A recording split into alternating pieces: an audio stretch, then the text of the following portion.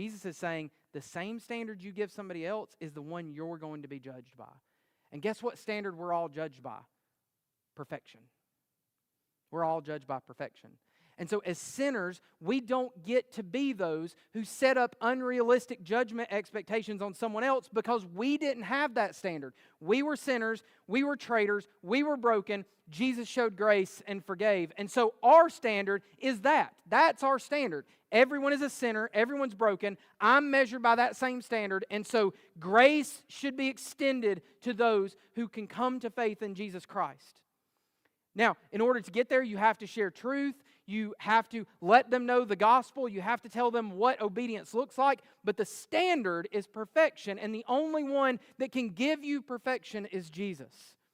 And He tells them, don't be misunderstood. Blind don't lead blind.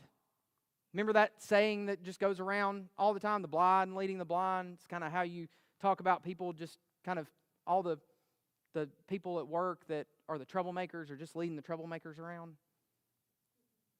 And it's what He's saying here in verse 39 is that we are those who as sinners were judged by our sin, and yet we're trying to judge others based on their ability to be obedient, and they have not gotten to where we are yet. And so we're setting up a different standard. And so if we want to be judged by works, God will judge us by our works.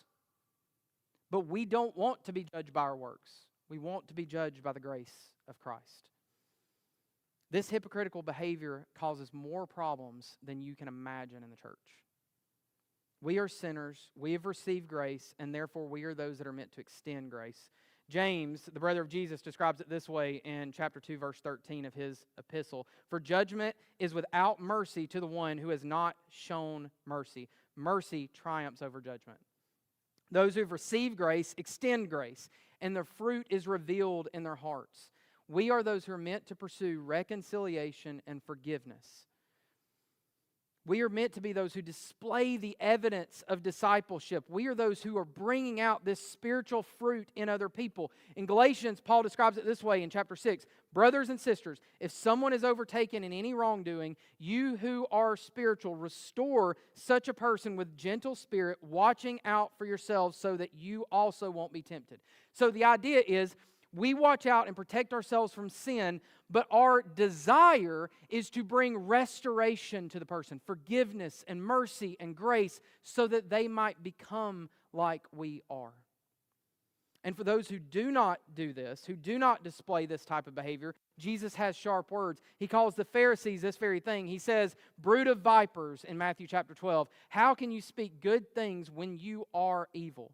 For the mouth speaks from the overflow of the heart. And those Jesus calls will produce this type of restoration fruit. We will be those who display forgiveness and mercy. In John 15:5, He tells us this because He says, I am the vine and you are the branches. The one who remains in me and I in him produces much fruit because you can do nothing without me.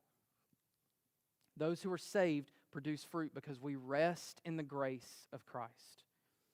If we withhold forgiveness and generosity from other people, if we judge out of pride and not out of humility, it is going to reveal more about who we are than who they are.